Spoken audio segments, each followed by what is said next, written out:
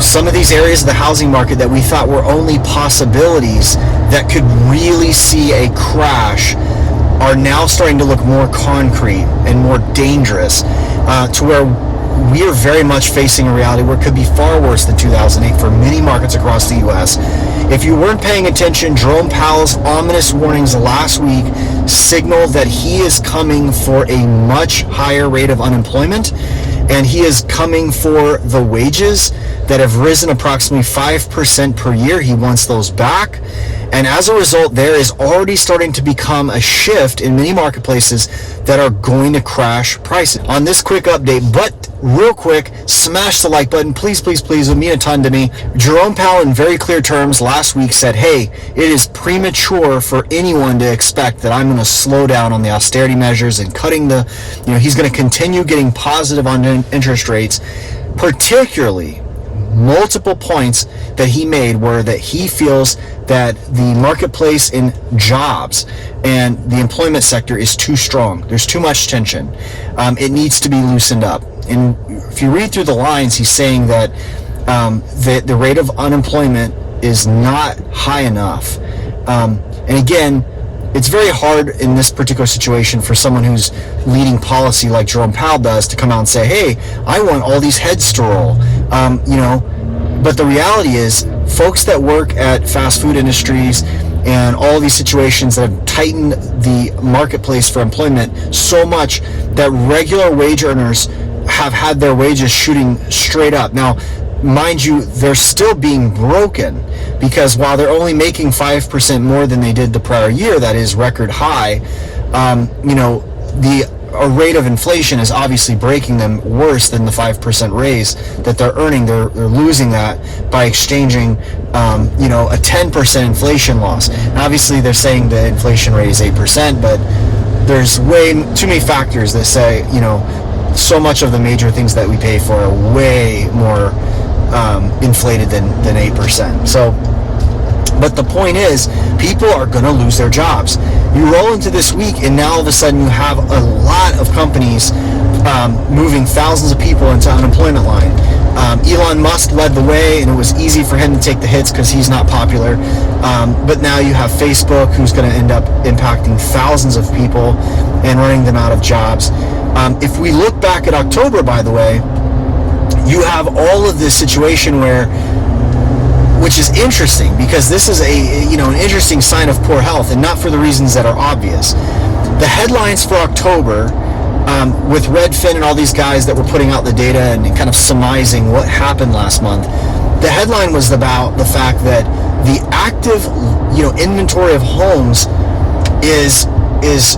it's at record levels. Okay, so let me say what this is. This is not we don't have a record number of people bringing their homes to the market.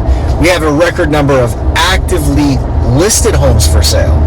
Well, the funny thing that is actually kind of a sign of a broken market is the fact that you don't have a record amount of people actually putting their home on the market. In fact, it's not the case. Sellers are actually squeamish right now to put their house on the market. In fact, I'm going to give you an update that I'm seeing in November, a day-to-day analysis of our marketplace right now, and data that we're seeing across the U.S., is sellers are actually pulling the house off the market in record numbers. And a lot of that has been exacerbated by the news of this past week. Now you have a situation where tons of people are expiring their listings at record numbers. That means the agent they hired did not sell it. It went through the full cycle. Huge number of expired listings, particularly in some of the largest MLS in Central Florida, seeing big numbers pulled. You're seeing a huge number of canceled listings. So that is, I had my house listed with the agent, and I didn't go to the full term of my listing. I actually called them up and gave them a sob story of why I need to fire them and pull my house back off the market. So you're seeing a lot of canceled. You're seeing a lot of listings go to their full term and expire and not sell successfully. But backing up, a lot of this current seller panic, pull the house, disappear out of the market, a lot of that is because of the reports that have just come out in the past week, on top of the Jerome Powell thing, where Jerome Powell's like, I'm going to keep pumping that interest rate. The rate's going to go up.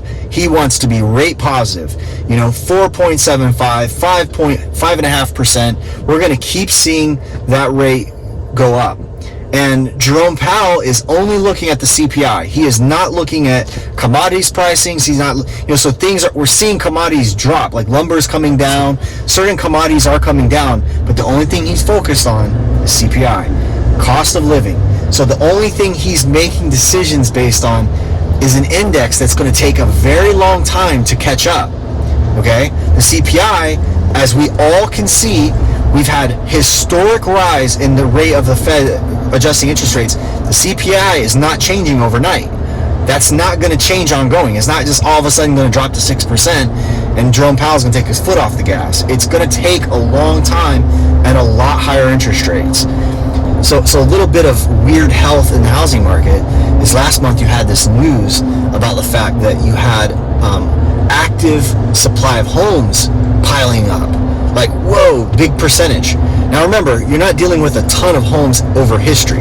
Okay, so your overall supply of homes in the market is not historically high. It's already pretty low. So anytime there's growth, it's easy for the percentage reports when they say the percentage of homes that are on the market have grown X percent. Well, if you've got a small number to begin with, it goes up a little bit and all of a sudden it sounds like a big percentage. But for homes to jump like 30-35% in a single month of active supply, that's still making news, right? The interesting thing about all that is that while there's an active supply number that's high, it's not because people are actually listing homes at an alarming pace. That's the weird thing, is that a lot of the contributing factors to the supply being high is the fact that the ones that are there aren't selling, and many of the ones that were under contract are coming back to market because people are falling out and canceling.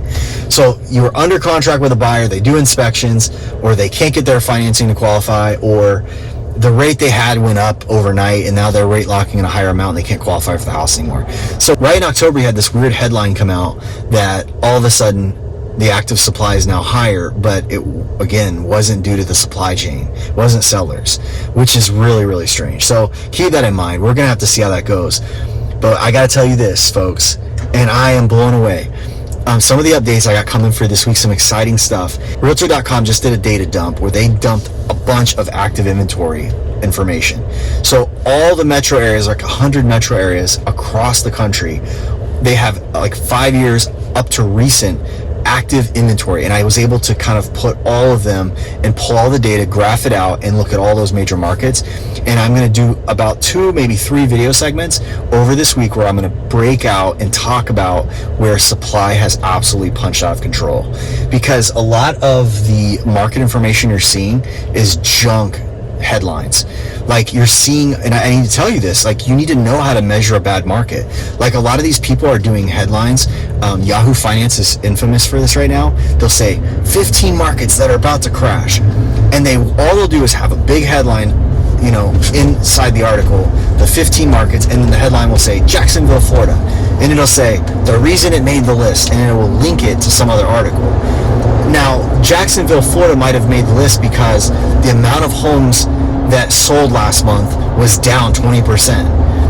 Okay, so that by itself is not a factor directly of supply or demand, okay? Okay, homes can be sold,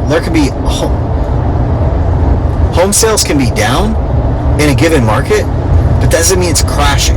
Home sales can be down just because there's no one on the market for sale, right? The market can have no homes for sale and have no demand and nothing's going on, and that doesn't mean it's crashing. So, one of the factors, that you do not want to look at, so the other thing that's making these lists is, the percentage of houses that are hitting the market has grown by 75%. Again, like I said earlier, and I'll repeat it, if you have a very, very small, historically low number, lowest number in 5 years, like on the floor amount of homes, if it goes up just, 500 more homes or 1,000 more homes, it makes a headline like, it grew by 50% because it's 50% of an already small number, okay? So listen, none of this stuff matters. When you're looking at your marketplace or you're looking at all the other housing markets in the area and trying to figure out if things are dangerously in trouble for crash, and there are some markets, And a lot of the marketplaces that are striking news, like the housing markets that were on this most recent article that Yahoo put out, a bunch of these markets do not have supply issues. Like, it's purely supply and demand, folks.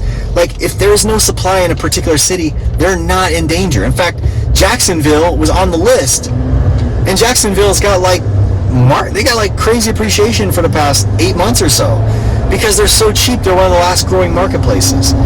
I mean, that's not going to last forever, but they also don't have high inventory.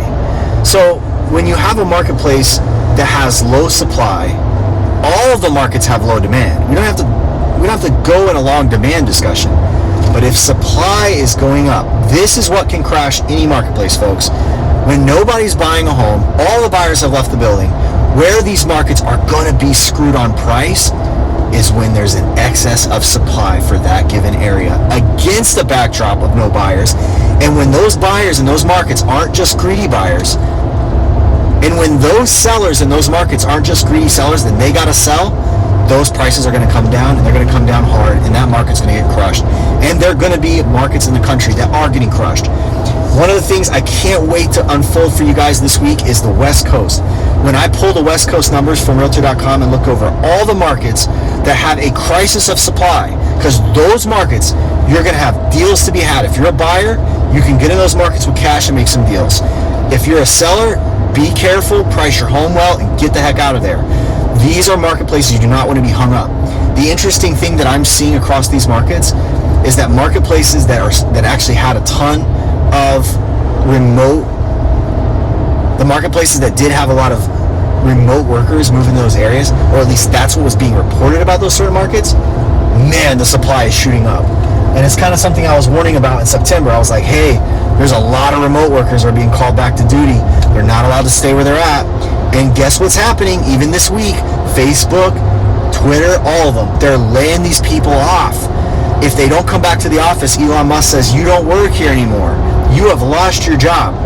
And I'm telling you, some of these markets and some of the areas around them are going to get flattened. And it's already bad. So look out for those updates this week.